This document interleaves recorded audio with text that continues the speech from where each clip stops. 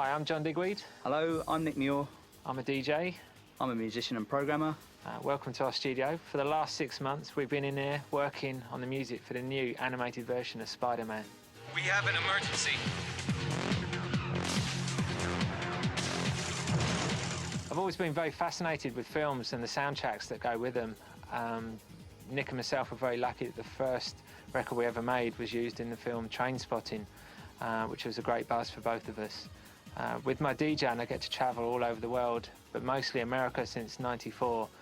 Through that, I've made many contacts, and through my profile growing in the States, people were aware of the music that we were making, and the Spider-Man project came about. I met up with Rick Unger and the composer Will Anderson. Everyone seemed to gel, it worked well, and you know, that was 7 months ago.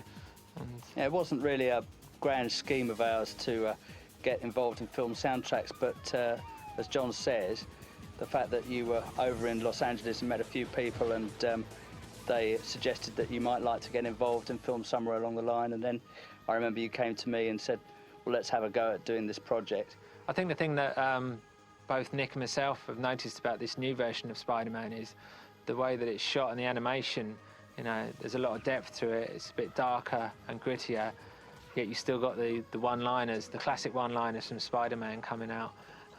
Musically, it's been great to kind of put what we do alongside that and marry them together. And I think, you know, the combination of, you know, kind of electronic music with this cutting-edge animation just seems to work so well. One of the things that struck us was that it was so atmospheric. The lighting of the production is superb, and the visual effects, it's a real visual feast, and very creative and very imaginative, and that's what we like in our music making. A lot of the episodes have, not all of them, because they explore different atmospheres, but a lot of them have a real explosive, high energy quality to them, and we like powerful music. That's how we like the music to be. So the idea that you've got real explosive energy within the production, you can mirror that in the way that you're making the music. That's been a real inspiration.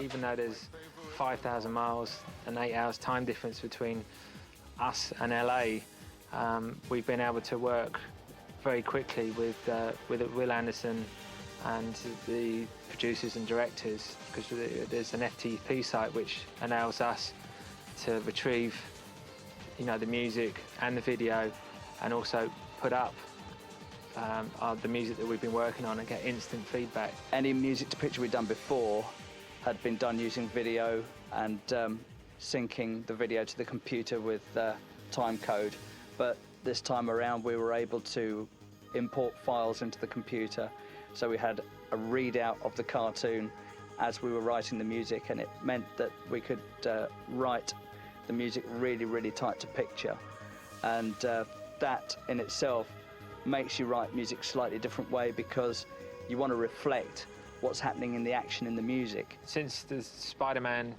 feature film came out, it's kind of raised, you know, Spider-Man's probably the #1 action hero, and I think, you know, this animated series, you know, just kind of takes it off at a different slant, but it's still going to be a huge hit, you know, across all ages. I think everyone's, you know, loves the hero. I think someone like Spider-Man, you know, a lot of people can relate to him, you know, a little bit. You know, there's something human in there as well. Good. I seem to have your undivided attention. It's not too late to turn this thing around, is it, Dr. Connors? We tended to stop short of being totally triumphant with the music, because there's a slight doubt in his mind that about his status as a superhero, and that lends itself to the atmosphere and puts a curve on things, which we were able to pick up. Being involved in the Spider-Man project has been a huge undertaking. It's been probably the biggest challenge of our careers, as well as probably one of the most rewarding as well. The whole team has made us, you know, feel like we're part of a big family, and, you know, it's been really helpful to us, you know, having people like Will, you know, guided us along helped us with the spotting. It's really given us an insight in, how this whole industry works. And everybody's been communicating with each other really well. Aldu, who's the director, and Grace, who's the studio manager on the project.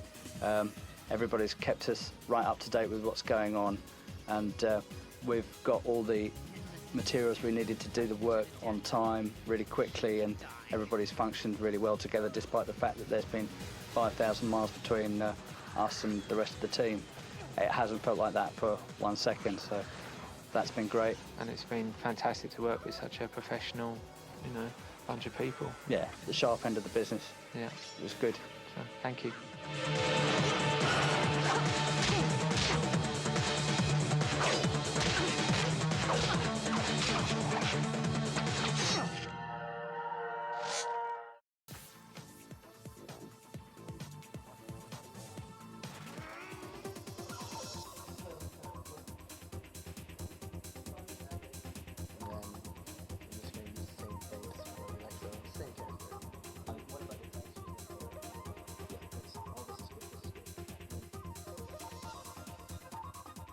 My job to pull together everybody that was involved in getting the series going when we first got it. One of the things about the series was the unique look that we were required to achieve and the technical problems that we had with that. The biggest thing you'll see on screen that we did here at Mainframe was the cartoon look of the series.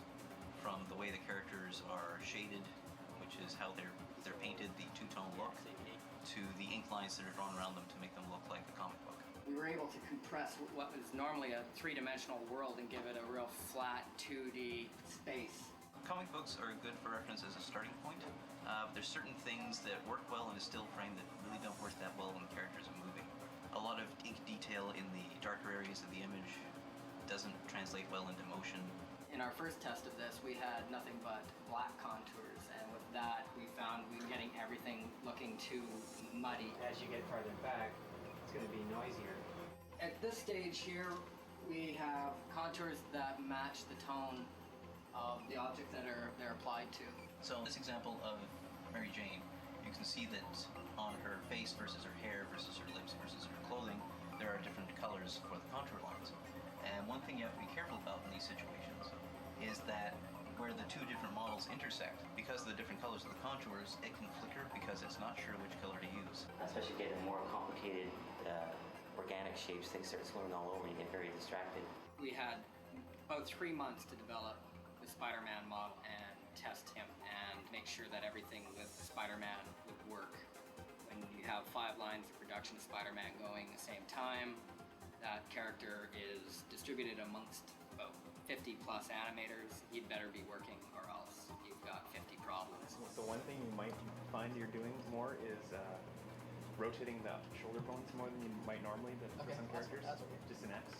Early in the game, we needed an animator to test our model Spider-Man, so I went straight to Clayton Ryan and said, "Clayton, what are you doing?" Clayton said, "Nothing."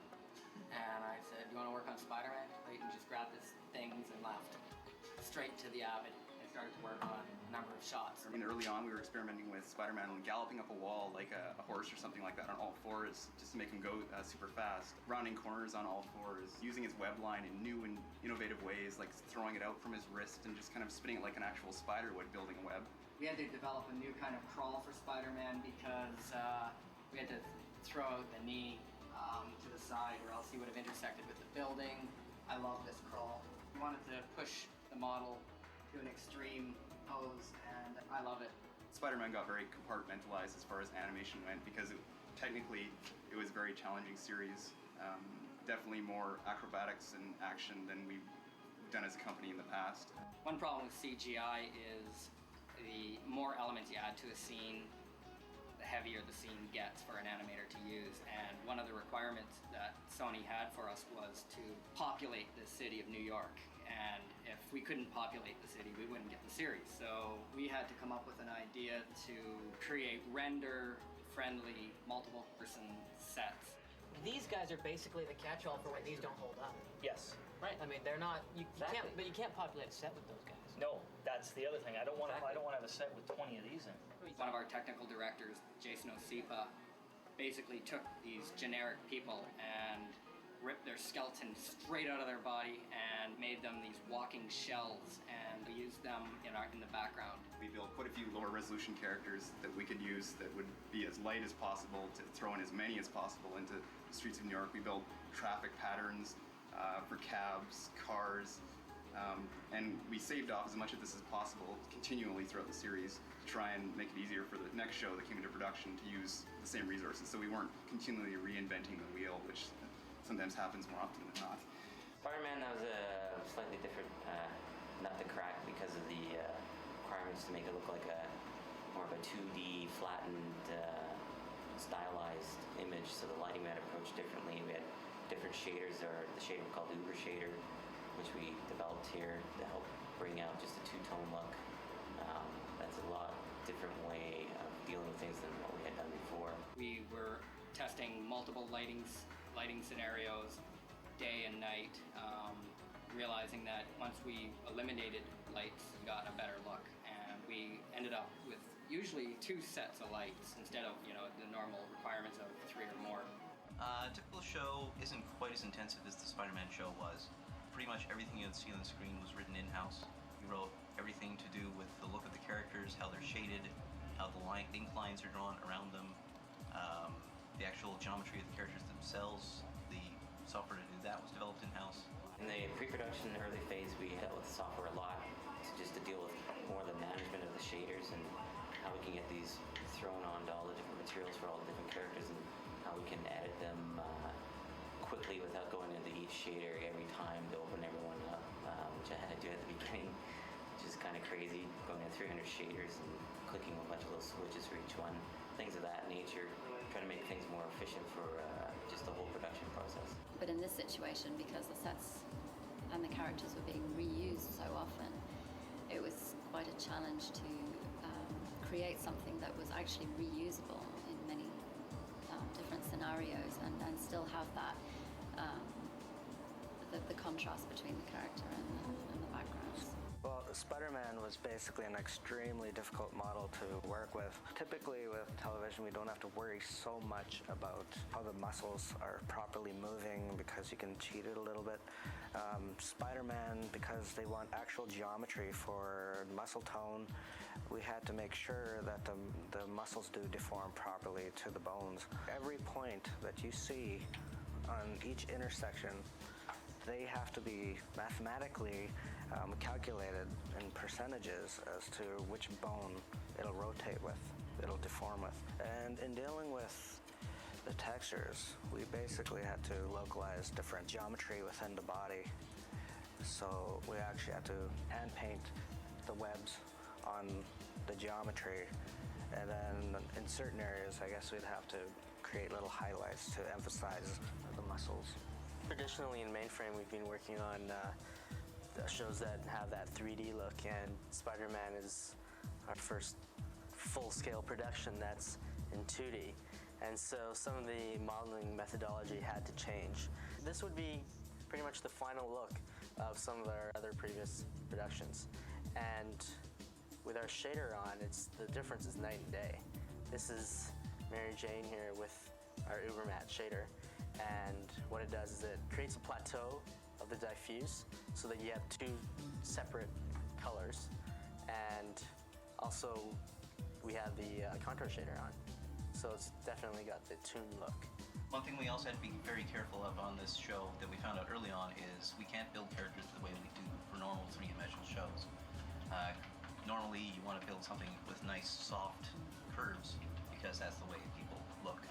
But in the case of this show, because the software that draws the ink lines is more sensitive to sharp angles than it is to gentle angles, we had to chisel a lot of the characters. So what we had to do, for instance, with Mary Jane here, is to create the lines that Sony wanted for her nose. We had to give more acute angles for the nose, and in doing so, the contour will actually show up. It's surprisingly difficult to tell a computer to draw something two-dimensional as opposed to three-dimensional.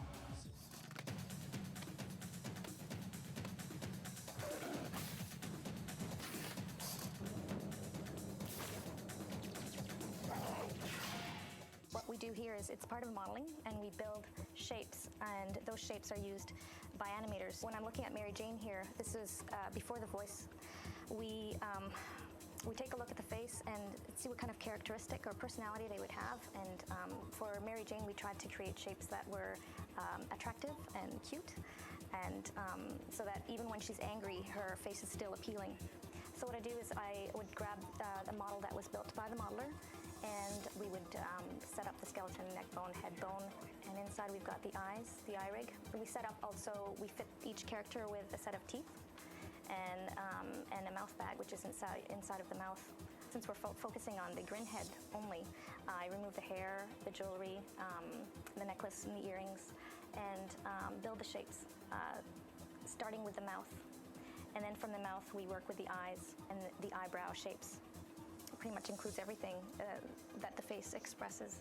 For a second, seeing you behind the desk, you looked just like some of those photos of your father. They give us an animated file that shows MJ going through all of her various different building block positions.